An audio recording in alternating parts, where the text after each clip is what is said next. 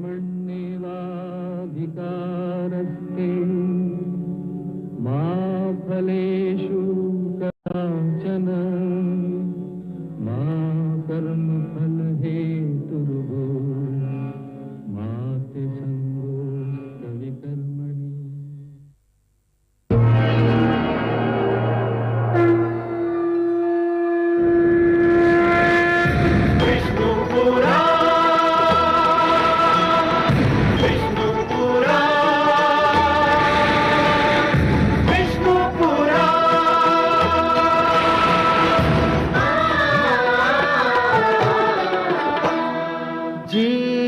ज्ञान ब्रह्म ज्ञान अथ श्री विष्णु पुराण ओम की कथा महान जय श्री विष्णु पुराण विष्णु पुराण विष्णु पुराण विष्णु पुराण प्रगटे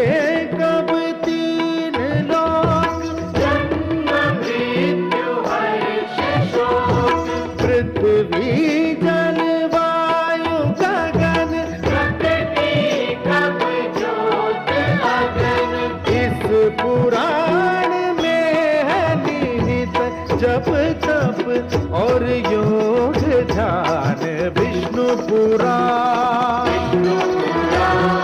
विष्णु पुराण विष्णु पुराण।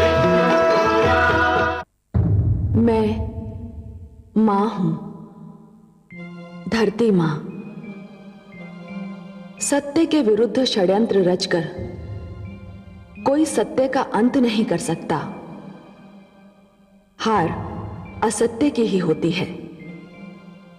विधान है कि जो दूसरों का बुरा करने चलता है स्वयं उसी का बुरा हो जाता है। संसार की कोई शक्ति ईश्वर की शक्ति से टक्कर नहीं ले सकती।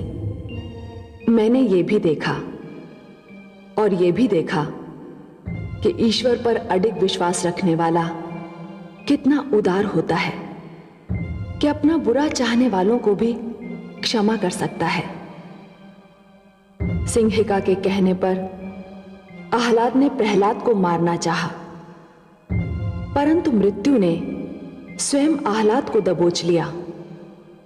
और ये देखकर तो स्वयं मेरी आंखें भीग गईं कि प्रहलाद ने भगवान श्री विष्णु के समक्ष हाथ पसारकर आह्लाद के जीवन की भीख मांगी और भगवान ने सदा की भांति इस बार भी प्रहलाद की विनती सुन ली। सिंहिका आह्लाद की मृत्यु का समाचार सुनकर पथरा गई। देखना यह है कि आह्लाद को जीवित पाकर उसके मन का मैल धुलता है कि नहीं। देखा कमलनयन, जब मेरे पुत्र को मारने की योजना बना रही थी तो तनिक भी दया नहीं आई थी उसके नेत्रों में, और अब अपने पुत्र की मृत्यु का समाचार है तो कैसा विलाप कर रही है। यही तो विधि का विधान है महादेवी। जो दूसरे को दुख देकर हंसता है, होनी उसे दुख देकर 100 बार रुलाती है। इसलिए दूसरों को दुख देने से पहले इतना अवश्य सोच लेना चाहिए कि यदि इसी दुख का वज्र अपने सिर पर गिरे तो क्या होगा। महादेवी, जिस प्रकार बिच्छू को यह ज्ञान नहीं होता कि उसका डंक केवल किसी और को नहीं स्वयं उसे भी चुभ सकता है, उसी प्रकार एक दुष्कर्मी को भी यह ज्ञान नहीं होता कि उसका दुष्कर्म स्वयं उसे भी हानि पहुंचा सकता है। परंतु महादेवी, सिंहिका तो अभी इस बात से अनजान है कि आह्लाद जीवित है।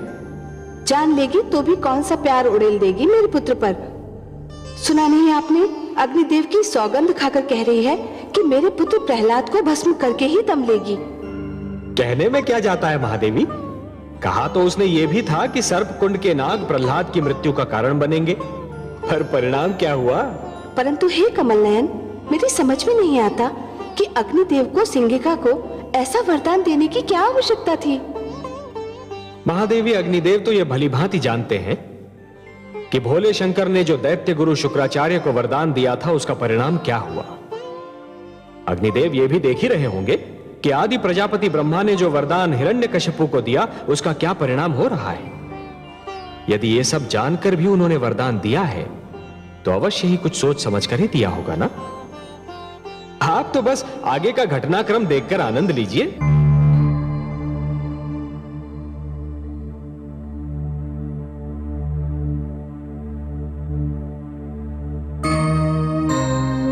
युवराज, आप जीवित हो उठे? हाँ महामंत्री, मैं काल के जाल में समा कर लौट आया। ये तो चमत्कार हो गया युवराज, परंतु ये सब कुछ हुआ कैसे? ये सब मेरे प्रिय अनुज प्रहलाद की कृपा है। ये नया जीवन मुझे मेरे अनुज ने उपहार में दिया है। परंतु मैं तो महाराज और महारानी को असुर लोक में आपकी मृत्यु की सूचना भी भिजवा चुका हूँ। यह तो बहुत बुरा हुआ भ्राताश्री। बुआश्री आपकी मृत्यु का समाचार सुनकर दुख से पागल होती होंगी। तुम ठीक कहते हो अनुज। उन्हें तुरंत सूचना भिजवाइए कि यहाँ सब कुशल है। जो आज्ञा युवराज। नहीं भ्राताश्री, हमें स्वयं आसुरलोक पहुंचना होगा। वहाँ हाहाकार मचा होगा। आपके मृत्यु के समाचार के उपरांत बुआश्री को आपके जीवित रहने के समाचार पर विश्वास नहीं होगा। उन्हें विश्वास उसी समय होगा जब वो अपनी आंखों से आपको जीवित देखेंगी। कितना सुख होगा उन्हें आपको देखकर। भ्राताश्री चलिए, मैं भी आपके साथ चलूंगा। अवश्य अनुज, अब तो मैं वही करूंगा जो तुम कहोगे। मेरा ये जीवन तुम इन्हें तो लौटाया है। महामंत्री जी, हमारी यात्रा का प्रबंध किया जाए। जो आज्ञा युवराज। मेरा पुत्र, हाय मेरा पुत्र, मेरा पुत्र, हाय मेरा पुत्र। तुम क्यों विलाप कर रही हो? तुम्हारा पुत्र नहीं मरा, मेरा पुत्र मरा है। तुम्हारा पुत्र? तुम्हारा पुत्र? ये तुम कह रहे हो बहन सिंह का? आलाद को मैंने तुम्हारी गोद में डाल अवश्य दिया था। उसे भूल जाने की चेष्टा भी की थी, पर उसे पेट में तो मैंने ही रखा था। मैंने उसे अपनी कोख से जन्म दिया था। उसे मैंने ही अपना दूध पिलाया था। वो मेरे ही शरीर का अंश था। वो मेरी आंखों का तारा था। हाँ हाँ था, परंतु उसकी हत्या भी तुम्हारे ही दूसरे पुत्र प्रहलाद ने की। अरे मैंने तुम्हारे पुत्र आह्लाद को अपनी छाती से लगा लिया था, अपना पुत्र बना लिया था उसे। तुम्हारी कमी का आभास उसे कभी होने न दिया था, परंतु तुम्हारे दुष्ट पुत्र प्रहलाद के कारण वो काल के जाल में समा गया। मैं तुम्हारे पुत्र प्रहलाद को कभी क्षमा नहीं करूंगी, कभी नहीं। हत्यारा है वो, हत्यारा। मेरा पुत्र अपने शत्रुओं पर भी दया करता है।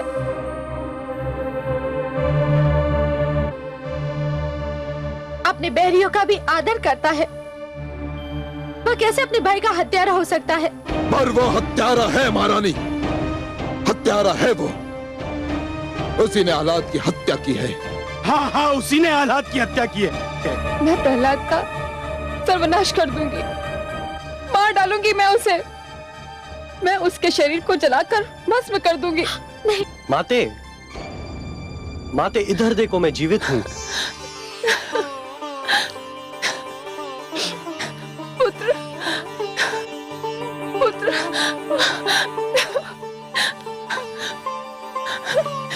मेरा पुत्र जीवित है, मेरा पुत्र जीवित है। तुम ठीक तो हो पुत्र?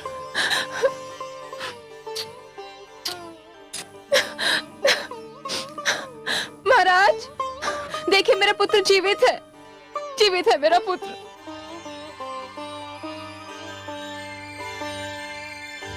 माते, मेरा पुत्र, मेरे लाल।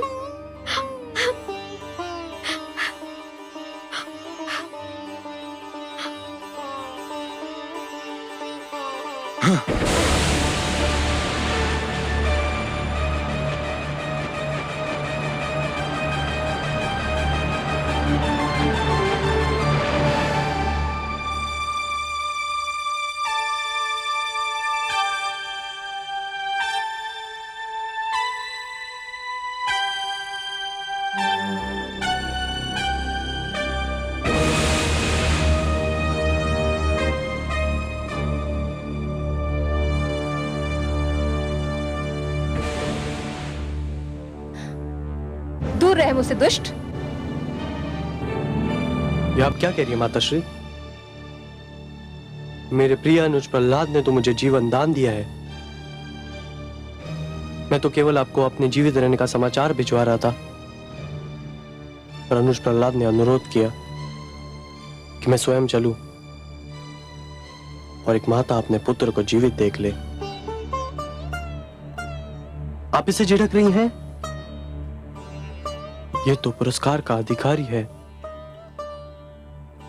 आपने मेरे अनुज को कुछ भी कहा तो मुझे बहुत दुख होगा माताश्री, बहुत दुख होगा।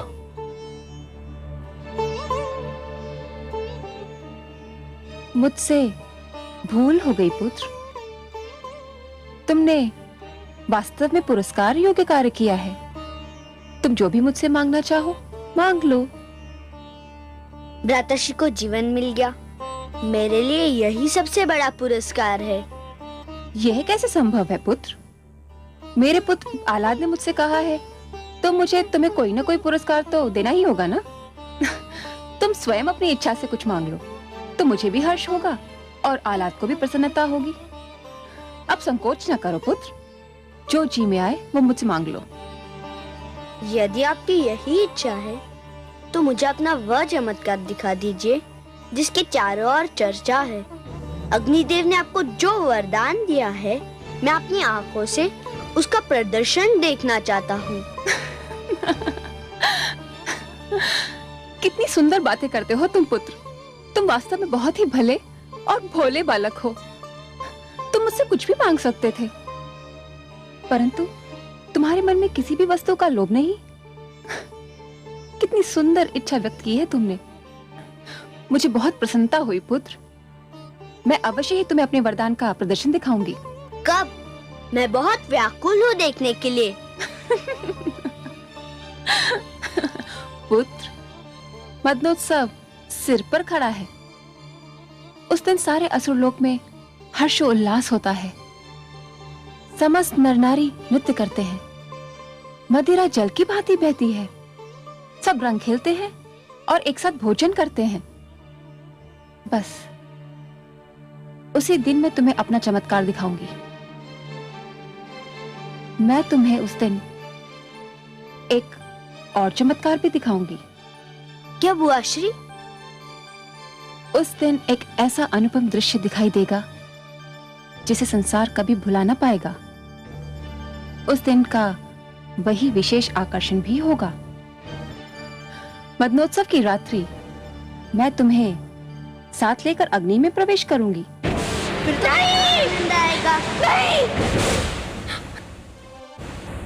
आज तो मुझे वास्तव में पुत्र प्रहलाद पर बहुत क्रोध आ रहा है। भोलेपन का यह अर्थ तो नहीं कि कोई जानबूझकर मृत्यु की गोद में जा गिरे। क्या हुआ महादेवी? सुना नहीं आपने? दुष्ट सिंहिका पुत्र प्रहलाद को गोद में लेकर अग्नि में प्रवेश करना चाहती है और पुत्र प्रहलाद ये समझ रहा है कि ये खेल होगा। या वास्तव में सिंहिका उसे कोई चमत्कार दिखाना चाहती है? महादेवी, जिसके मन में खोट नहीं होती वो स्वयं को भी सच्चा समझता है और दूसरों को भी। पर ये तो भूल है कमल नयन, और मुझे भय है कि पुत्र प्रहलाद भी यही भूल कर रहा है। नहीं महादेवी, भूल प्रहलाद नहीं कर रहा है, भूल तो सिंहिका कर रही है। उसे इस बात का विस्मरण हो गया है कि वो एक भूल कर चुकी है, और जिसे अपनी भूल का विस्मरण होता है उसे उसका दंड अवश्य मिलता है। इतिहास रचा ही इसलिए जाता है महादेवी कि आने वाली पीढ़ियां ये देख सकें कि उनके पहले की पीढ़ियों ने क्या भूल की और वो उस भूल को ना दोहराएं। यदि दोहराती हैं तो दंड पाती हैं, दुख झेलती हैं। सिंहिका ने जो भूल की थी उसका दंड उसे मिला था, उसके पुत्र आह्लाद की मृत्यु के रूप में। परंतु जैसे ही उसने अपने पुत्र को जीवित देखा, उसे फिर से अपनी भूल का विस्मरण हो गया। इसलिए विश्वास रखिए महादेवी, सिंहिका को अपनी भूल का दंड फिर से मिलेगा। परंतु प्रहलाद को भी तो ये स्मरण रखना चाहिए था कि सिंहिका उसे क्षति पहुंचाने की चेष्टा कर चुकी है। जानता हूं महादेवी, क्षति पहुंचाने वाले को दंड देना तो बहुत सरल है, पर उसे क्षमा करना बहुत कठिन। और जो क्षति पहुंचाने वाले को क्षमा कर सकता है वो तो पूजनीय है, महान है। आपको तो अपने पुत्र पर गर्व होना चाहिए महादेवी कि उसका हृदय इतना विशाल है। मैं जानती हूँ कि मेरे पुत्र प्रहलाद का हृदय विशाल है, उसके विचार सुंदर हैं और वो किसी को भी क्षति नहीं पहुंचाना चाहता। फिर भी सब उसके पीछे पड़े हैं, इसीलिए तो मैं चिंतित हो उठती हूँ। उसके पास सिवाय कयाधु के है कौन? आपका आशीर्वाद है महादेवी, आपका आशीर्वाद। और जिसके साथ आप जैसी जगन माता का आशीर्वाद हो, उसे किसी से क्या भय हो सकता है। महादेवी, मैं तो आपको कई बार बता चुका हूं कि आपका आशीर्वाद ही प्रहलाद की सर्वाधिक महान शक्ति है।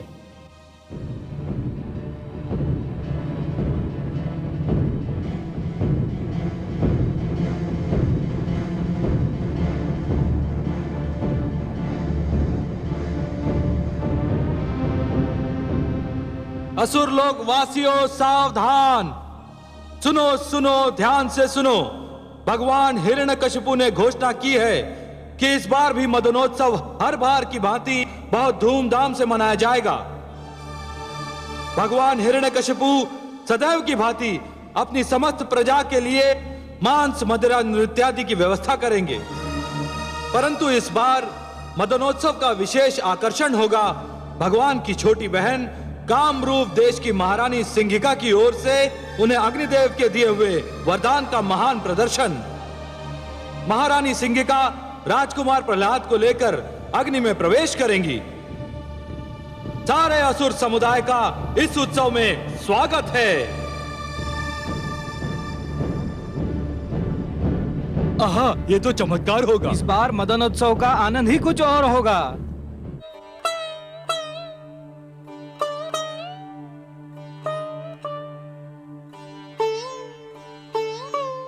ये कैसा उत्सव है कमल नयन?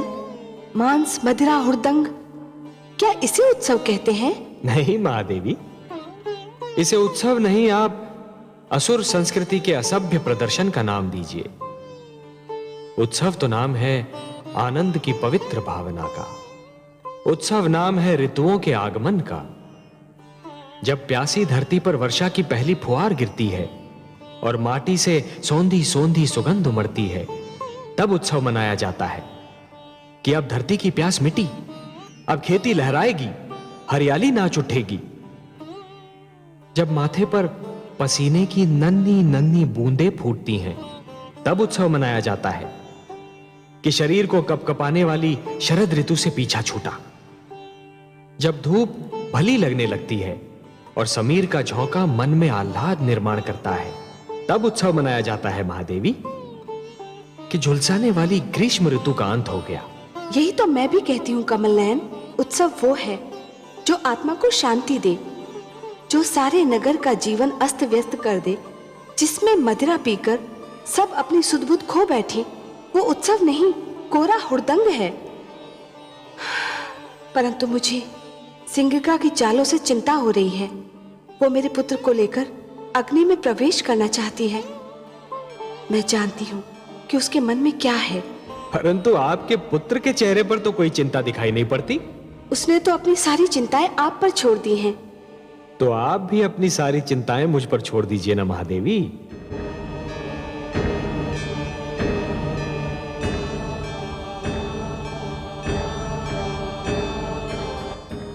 क्या हुआ भाभी श्री?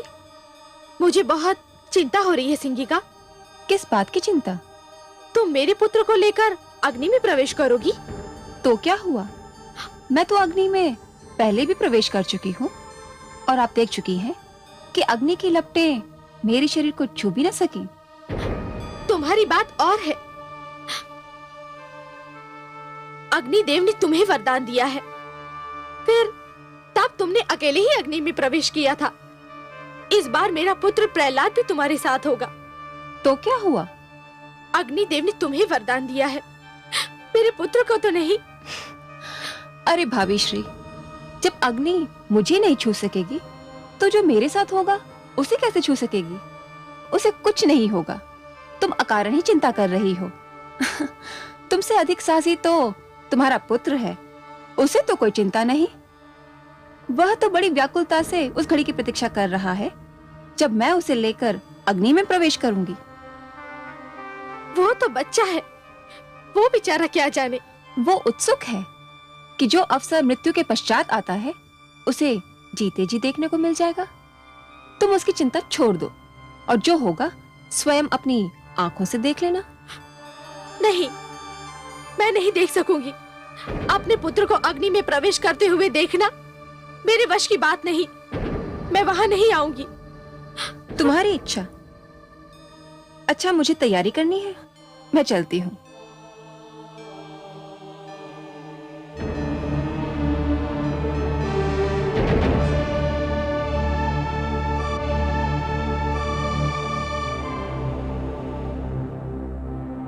माताश्री तुम्हें लेकर अग्नि में प्रवेश करने वाली है।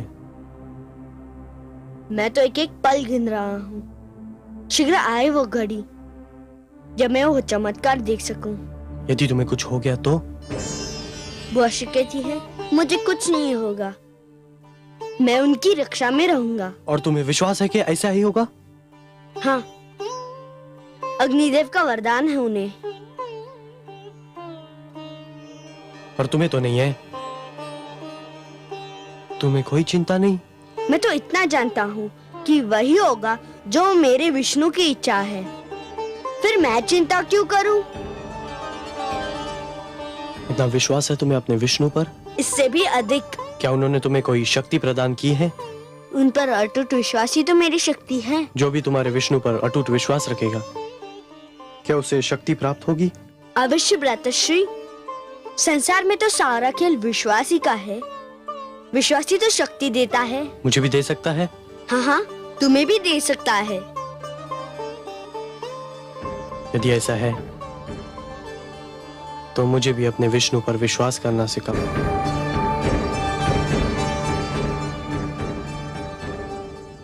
पुत्र प्रहलाद, तुम तैयार हो?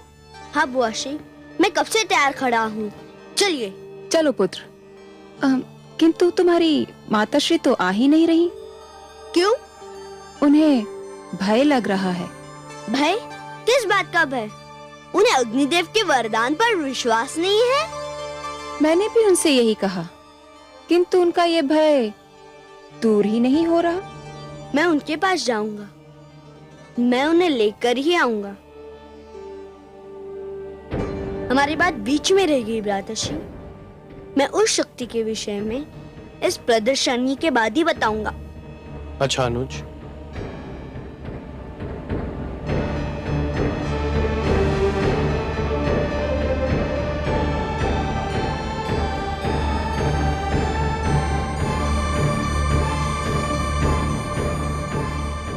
इस प्रदर्शनी के पश्चात तुम्हें किसी से कुछ भी कहने का अवसर नहीं मिलेगा।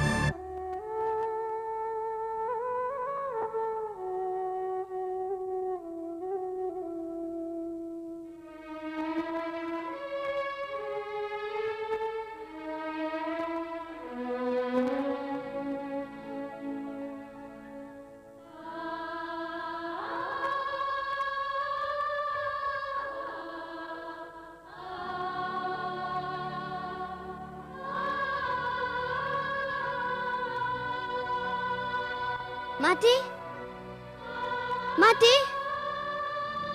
माते। पुत्र, बुआशी कह रही थी कि तुम प्रदर्शनी में नहीं आओगी। हाँ पुत्र, वो सत्य कह रही थी। परंतु क्यों? मुझे बहुत भय लग रहा है। भय? तुम एक साहसी पुत्र की साहसी माता हो ना? केवल माता हो पुत्र, और कौन माता अपने पुत्र को आग की लपटों में घिरा देखेगी? और तू भी तो मूर्ख है। तेरी जिस बुआ ने तुझे सर्पकुंड भेजकर मरवाना चाहा था, उस पर फिर विश्वास कर लिया तूने? मुझे बुआश्री पर नहीं, अपने वासुदेव पर विश्वास है। आप क्यों नहीं मेरे विष्णु पर विश्वास करती? करती हूँ पुत्र, करना चाहती हूँ। मैं ये भी जानती हूँ कि तुम्हारे जीवन पर अब तक जितने प्रहार हुए, उन सब से तुम बच निकले। परंतु पुत्र, तुम्हारे विरोधी बहुत ही शक्तिशाली हैं। मेरे विष्णु उनसे अधिक शक्तिशाली हैं। वह सदैव मेरी रक्षा करेंगे। पुत्र, ममता की भावना को तुम नहीं समझ सकते। सब कुछ समझते हुए भी मेरी ममता के पांव डगमगा जाते हैं। यह भय पीछा नहीं छोड़ता कि यदि इस बार तुम न बच पाए तो क्या होगा। मैं क्या करूंगी पुत्र? जब ये ध्यान आता है तो मेरी शक्ति टूट जाती है। मैं क्या करूं पुत्र? कहां से लाऊं मैं तुम्हारे जैसी शक्ति? जैसा अटूट विश्वास है मुझे अपने विष्णु पर, वैसा ही अटूट विश्वास आप भी जगा लीजिए। मेरी जैसी शक्ति आपको मिल जाएगी। अब बताइए, आप आएंगे ना चमत्कार देखने? पुत्र, आपको मेरी सौगंध, आपको आना ही पड़ेगा। पुत्र, पुत्र,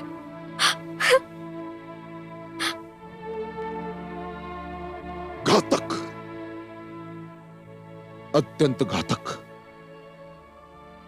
वो दुष्ट प्रहलाद दिन प्रतिदिन मेरे लिए घातक होता जा रहा है सिंगिका। आज तो मुझे भी विश्वास हो गया कि यदि प्रहलाद जीवित रहा तो मुझे भी अपने पुत्र आह्लाद से हाथ धोना पड़ेगा। मुझे प्रहलाद से उसकी बातचीत सुनकर भय लग रहा है भ्राताश्री, कि जिस प्रकार प्रहलाद आपसे विद्रोह कर रहा है, कहीं एक दिन उसी प्रकार मेरा आह्लाद मुझसे विद्रोह न कर बैठे। इसीलिए मैं उस दुष्ट के जीवन का अंत करना चाहता हूं सिंगिका, क्योंकि यदि वो जीवित रहा तो दिन प्रतिदिन मेरे विरोधियों की संख्या बढ़ती जाएगी।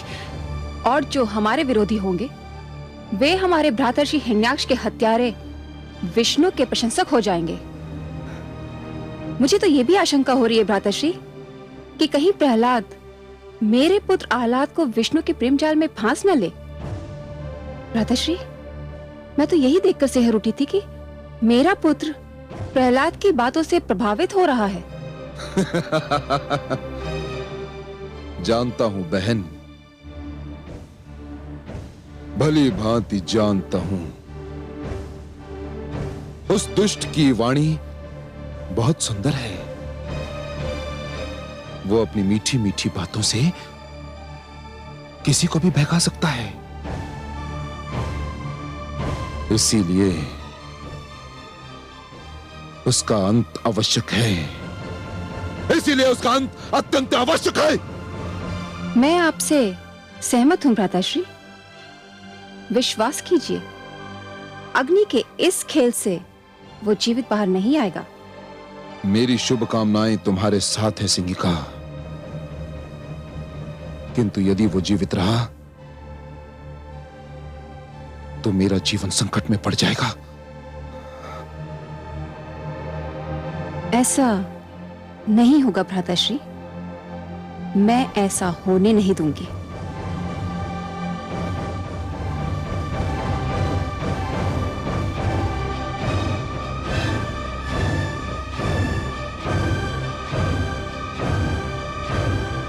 हे कमल नयन, सुना आपने पुत्र प्रहलाद ने अपनी माता से क्या कहा? वो कह रहा है कि भक्ति की भावना ही सबसे श्रेष्ठ है, ममता की भावना उसके आगे कुछ भी नहीं। कुछ बहुत अनुचित बात तो नहीं कर रहा आपका पुत्र महादेवी। आप तो इस सत्य से भलीभांति परिचित हैं कि सृष्टि में ईश्वर के अस्तित्व के अतिरिक्त बाकी सब कुछ माया है। मोह माया में फंसना अर्थात अपने जीवन के लक्ष्य को भूलने के समान है। और जीवन का तो यही लक्ष्य है महादेवी, कि अपने भीतर छिपी हुई ईश्वरी शक्ति को ढूंढकर बाहर निकालना, अपने भीतर छिपे हुए ईश्वर को ढूंढना। मोह तो भ्रमित करता है महादेवी और फिर भटकाता है। फिर वो मोह चाहे धन का हो या संतान का। परंतु हे दया सागर, माता और पुत्र का स्नेह तो आपकी दी हुई सुंदर देन है। अवश्य है महादेवी, परंतु कोई भी स्नेह अधिक महान नहीं होता। जीवन का तो वास्तविक उद्देश्य ही है कि ईश्वर के प्रेम में अहम को भूल जाना, क्योंकि ईश्वर से प्रेम हर प्रेम का स्रोत होता है। जिस प्रकार मरुस्थल की रेत दूर से जल के समान चमकती है, परंतु निकट जाकर ही यह ज्ञात होता है कि वो तो सूखी रेत है, जल नहीं, उसी प्रकार हर मोह निकट से केवल एक भ्रम सिद्ध होता है। महादेवी, ईश्वर से प्रेम ही जीवन के उद्धार का कारण होता है। आपका पुत्र कयाधु की ममता से अपना मुंह नहीं मोड़ रहा महादेवी, वो तो केवल ममता की धारा को भक्ति की ओर मोड़ने का प्रयास कर रहा है, क्योंकि वो जानता है कि भक्ति में ही शक्ति होती है। लीजिए, आपके पुत्र की परीक्षा की घड़ी आ गई।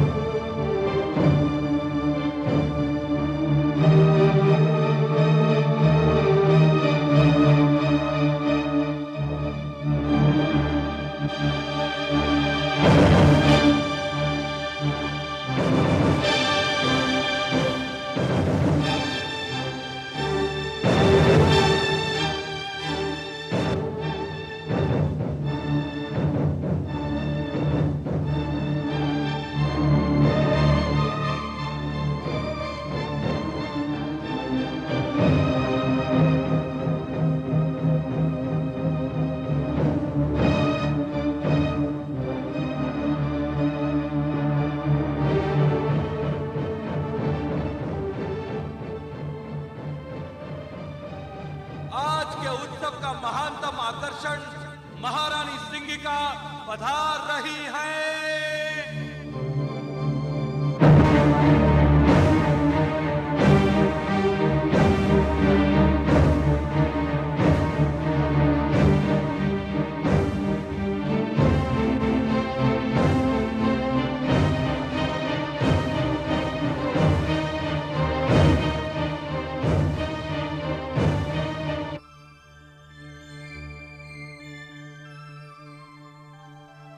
प्रणाम भ्राताश्री।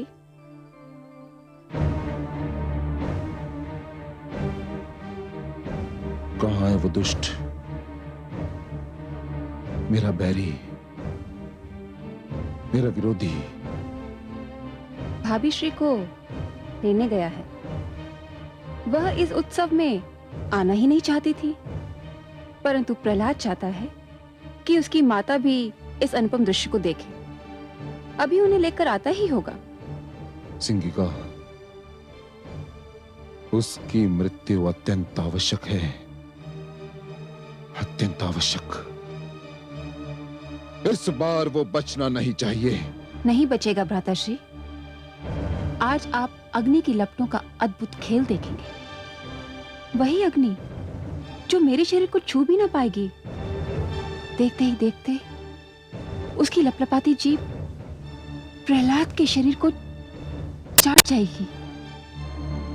कुछ ही पलों में उसकी कोमल काया को राख में परिवर्तित कर देगी और वायु के झोंके उस राख को उड़ा ले जाएंगे। महारानी कयाधु, युवराज आह्लाद और राजकुमार प्रहलाद पधार रहे हैं।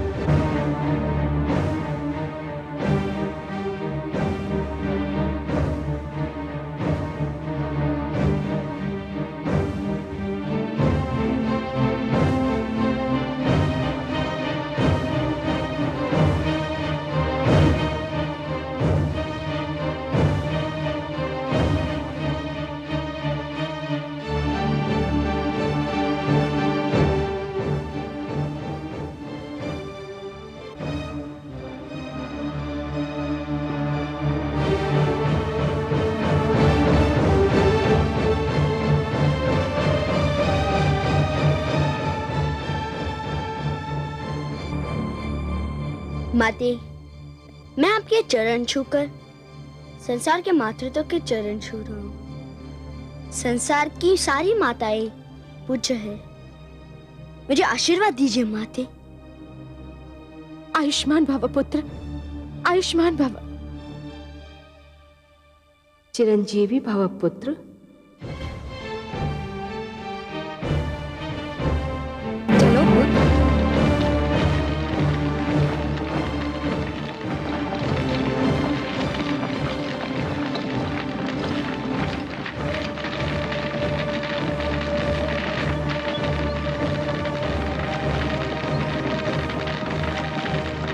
चलो पुत्र।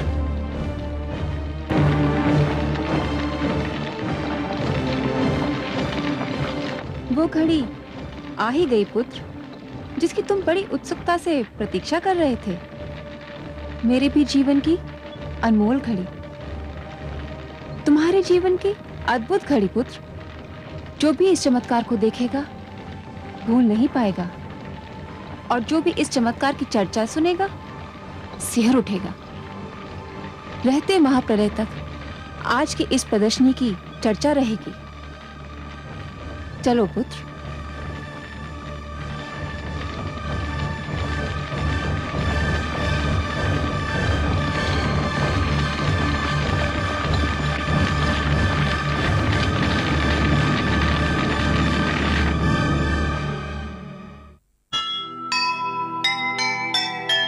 पाप नहीं फलता कभी, यही जगत की रीत। पुण्य के पथ पर जो चले, सदा उसी की जीत। जिसके मन ईश्वर बसे, आँच न उस पर आए। जग बैरी हो जाए पर उसको मार न पाए, उसको मार न पाए। जो सुनेगा ये पुराण पाएगा सुख और ज्ञान, पाएगा सुख और ज्ञान। कर्म को ही धर्म जान, प्रेम की तू छेड़तान, प्रेम की तू छेड़तान। बीते युग बता रहे हैं, बीते युग बता रहे हैं, सत्य पथ पे चल सुजान। विष्णु पुराण,